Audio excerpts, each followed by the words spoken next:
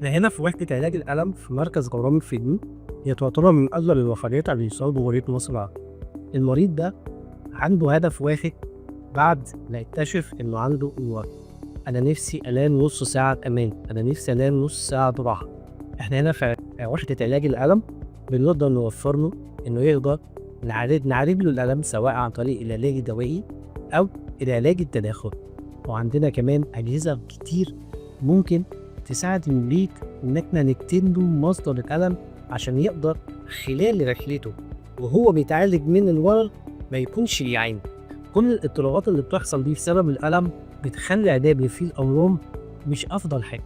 ولذلك هنا في مركز أورام الفيوم بفضل تبرعات أهل الخير لمحافظة الفيوم والمحافظات اللي جنبها قدرنا نعمل وحدة متكاملة.